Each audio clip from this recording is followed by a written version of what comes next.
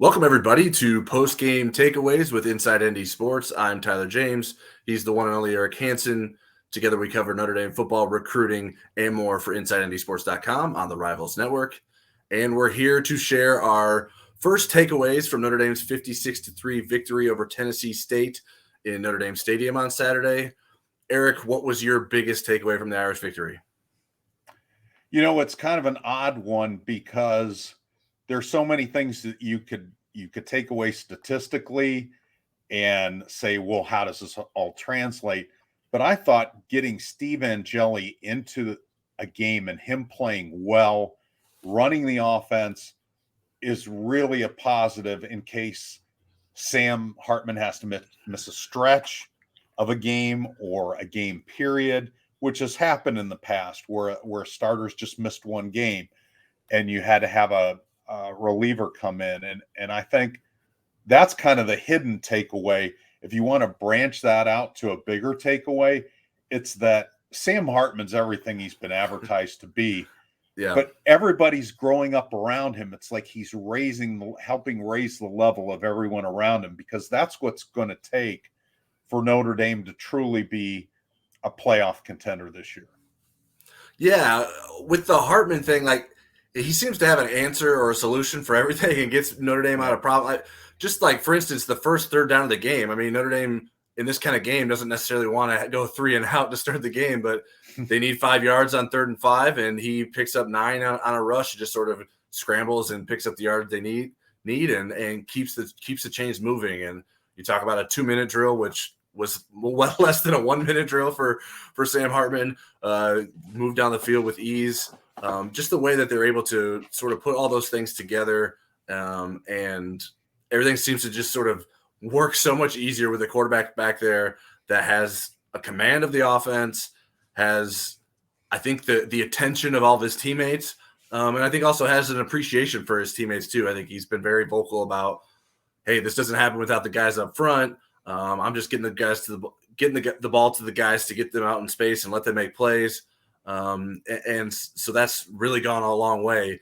The other takeaway that I wanted to highlight was just sort of how many different ways they can get the ball to different people. I mean, we're seeing sort of like we did last week against Navy, guys getting in, stepping up to the moment. It wasn't necessarily Jaden Greathouse this week. It wasn't Deion Colsey this week, but you get Jeremiah Love in there for a 36-yard touchdown run. You get Chris Tyree with a 24-yard touchdown catch. So you're just seeing all these weapons sort of come into form around Sam Hartman. Holden stays with the touchdown at the end of that 2-minute drill drive that I highlighted. So I just really like how these offensive pieces are sort of stepping up in the moments when they're asked, and I think that's really important for Notre Dame moving forward. Right. 8 different guys scored touchdowns, 7 on offense, 1 on defense. Clarence Lewis had the pick 6. There were enough hiccups that Marcus can wag his finger on Monday during the film sessions and so forth. Right. But 159 total yards allowed.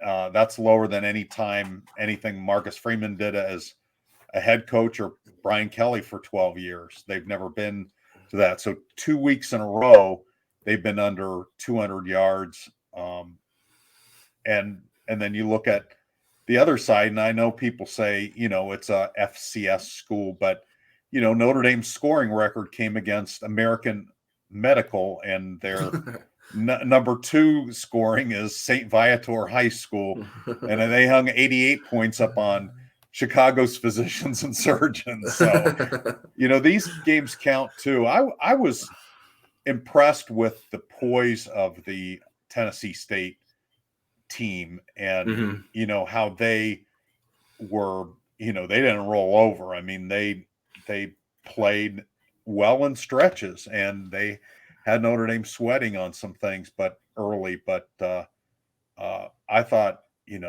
really good game overall for Notre Dame, and now they have to translate it to Power 5 opposition. 2 games in a row with just 3 points allowed for Notre Dame. Which defensive performance do you think was more impressive, this week's or last week's? I would say last week's, because of how oddball that Navy offense is. Yeah. What I thought was impressive about this one was some red zone stops. Now, The kicker missed a field goal. Lowry missed a field goal one time, but Notre Dame blocked it. I mean, there was a sudden change. Tennessee State's not out of the game yet. It's very much a Oh, game. right. Yeah. And they get the ball on the 12-yard line and really don't move it. Then they go to kick a field goal, and Jason Anye comes up and blocks it. But that's the first time coming out of the gate, the first 2 games of the season in which Notre Dame has held opponents without a touchdown since 1975. Yeah, that's a pretty good statistic, and that was really the first point in a game this season where Notre Dame felt like, okay, man, maybe Notre Dame's going to trail here. Maybe Tennessee State can take the lead. There was some game pressure in that moment for Notre Dame to get that stop, and Jason Anye to block that field goal. I think did a lot to sort of settle people down after that fumble by Devin Ford on the big hit that knocked him out of the game. So I think there's a lot to like all around, once again, for Notre Dame, sort of as we expected, but it helps to see it rather than just believe it's going to happen. So Notre Dame's 2-0, heading to NC State next week, and we'll get its first challenge against a Power 5 opponent with the Wolfpack. All right, that'll do it for our post-game takeaways. Make sure you check out the rest of our post-game coverage over on InsideMTSports.com. Over here on YouTube, hit the like button, share with us your biggest takeaway, and subscribe to us as well. We will be back on Monday for our Football Never Sleeps live show at 7 p.m. Eastern, and enjoy the rest of your weekend.